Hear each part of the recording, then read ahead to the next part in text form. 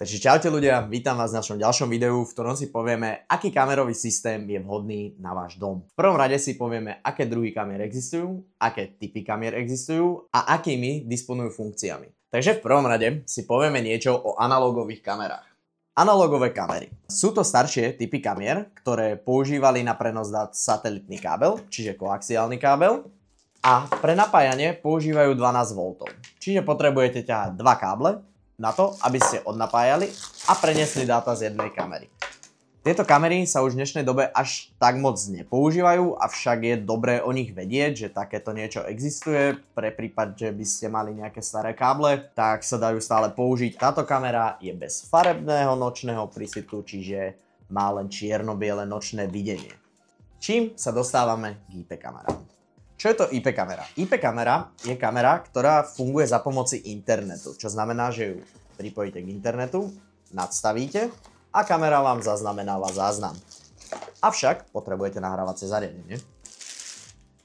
Čo sa týka IP kamier, okrem toho, že ich viete napájať 12 V, takisto ako analogovú kameru, túto kameru už viete napájať pomocou internetového kábla, a to za funkcií PoE.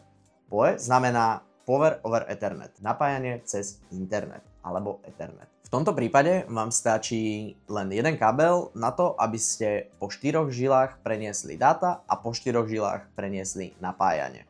Tento druh kamier je najpoužívanejší, pretože ponúka množstvo rôznych funkcií. Tak a týmto sa dostávame k našemu tretiemu druhu a to sú Wi-Fi bezdrôtové kamery. Tie dneska vynecháme, keďže to nie je úplne profesionálny kamerový systém, ktorý by ste chceli mať ako ochranu na vašom rodinnom dome. Jediné, čo si k tomu budeme povedať, vždy potrebujú adaptér, čiže potrebujete mať na mieste inštalácie elektriku a dávate si do nej SD kartu, čiže keď vám kameru ukradnú, bude vám odsudzená aj s SD kartou, čiže so záznamom. Preto tento typ kamier dneska vynecháme a my sa najviac budeme venovať IP kamerám. Čo je možno trošku zaujímavejšie, je kombinácia týchto troch kamerových systémov, a to znamená, že pokiaľ už disponujete nejakým kamerovým systémom, trebárs analogovým, a chcete ho doplniť o IP kamery alebo Wi-Fi bezdrôtové kamery, môžete použiť tzv. XVR, ktoré vám z tohto kamerového systému spraví hybridný. Keďže už viete, ako kamery napájať a aké existujú druhy, pozrieme sa na typy, ktoré priamo určujú aj ich tvar. Takže v prvom rade nám tu zostala na stole IP kamera tvaru bullet, alebo volakedy volaná tubus, ktorá je asi najobvyklejší tvar, najviac používaný, avšak treba dať veľký pozor, pretože nižšie generácie týchto kamier bývajú plastové a zlomiť ju v tom klbiku je fakt asi najmenej, čo zlodejovi treba. Potom tu máme kameru tvaru dom, ktorá je typická svojim antivandal sklom. Potom tu máme kameru tvaru turret, ktorá je viac menej to isté ako dom, ale nemá svoje antivandal sklo, čiže čočka je priamo prístupná. Ako ďalšiu, tu máme kameru panoramatickú, ktorá je typická svojimi viacerými objektívmi a tieto objektívy tvoria súvislý obraz, čo znamená, pri tomto je to zrovna 180 stupňov.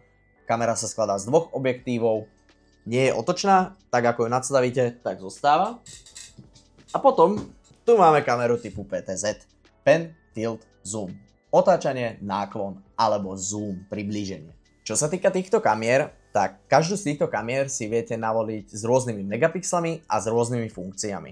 My sa budeme pozerať primárne na tieto tri kamery, tieto dve si odložíme, keďže sa bavíme o kamerovom systéme na dom.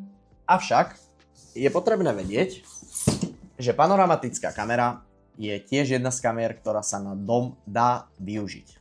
Takže čo sa týka typov kamier, je vhodné ich vyberať podľa typu umiestnenia. Čo sa týka bulletkových kamier, je vhodné ich dať do daždivého prostredia, pretože majú svoju striežku. Kamery typu dom by som odporúčal dať na nižšie umiestnené miesta, kde môže mať niekto prístup a kameru rozbiť. A kamery typu turret môžete použiť rovnako ako dom, akurát že na vyššie prostredia. Čiže to je asi nejaký úplný základ. Pokiaľ je váš dom extra členitý, je potrebné to kamerami podopĺňať. Pokiaľ sa jedná o štvorstenný dom, je potrebné kamery dať tak, aby si navzájom kryli zorné polia, čo znamená, že sa kryjú navzájom. Čo sa týka samotných typov, ukážeme si ich rad za radom. Prvú, kameru bullet, tu ste už videli, kamera trubicového tvaru, internetová, čiže možnosť pripojenia cez Ethernet, je kompletne celá z plastu, pretože je to tá najnižšia rada, to vám vysvetlíme neskoršie. Doporučoval by som ju fakt umiestniť vysoko, kde niekto nedosiahne len tak, pretože ten klb je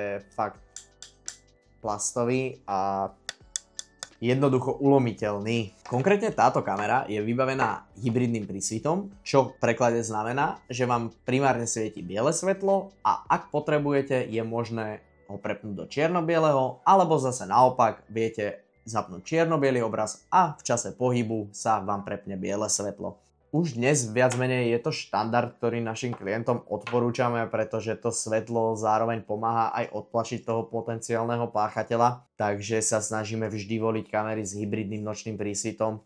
Táto kamera je vybavená 2 megapixelovým objektívom, ktorý je možné navoliť aj v 4 megapixelovej verzii.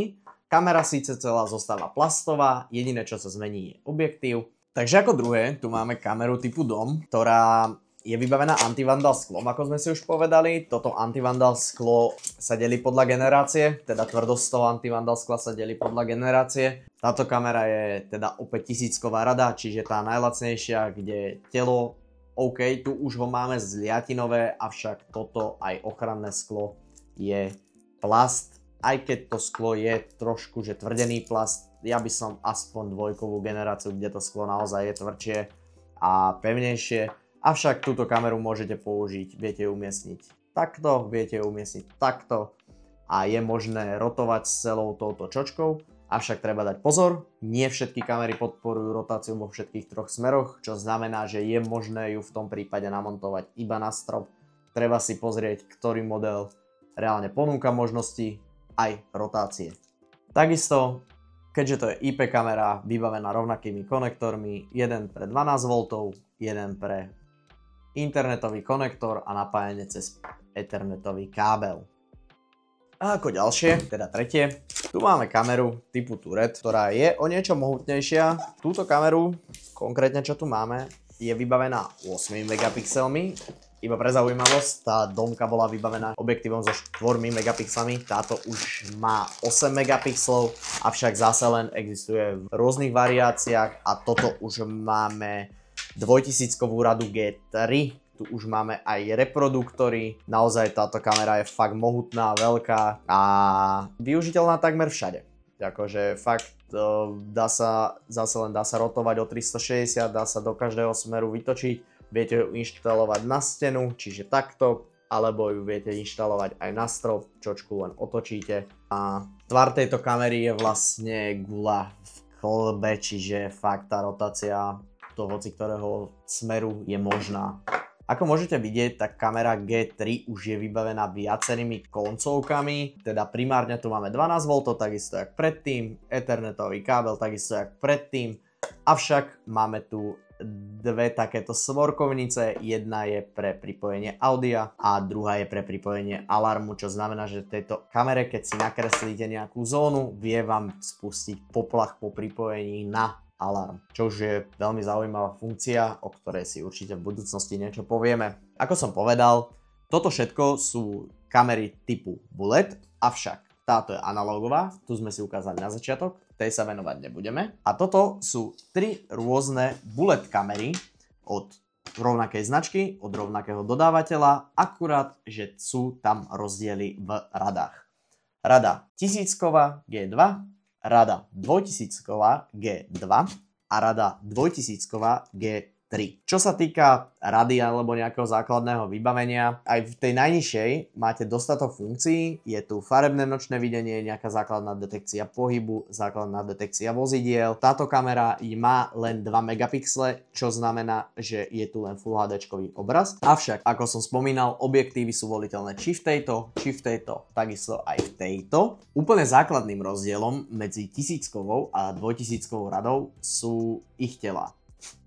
Tuto v 1000-kovej rade máme kompletne celé telo plastové, v 2000-kovej rade už je to telo kovové. Čo sa týka 2000-kovej rady G3, celokovová, má to potier proti zhrdzaveniu, takisto je vybavená reproduktorom, mikrofónom, čiže viete cez ňu poskytovať obojsmernú komunikáciu, či z kamery von, alebo dnu do kamery. Teda si to viete prehrať v telefóne. Takisto je vybavená farebným nočným videním, to isté máme tu a to isté máme tu. Kamery si môžeme jednotlivo porovnať, aby bolo vidno rozdiely. Takže ako sme si povedali, rozdiel v 1000-kovej rade a 2000-kovej rade je následovný, a to je ich telo, ktoré je kompletne celé z plastu. Pri 1000-kovej rade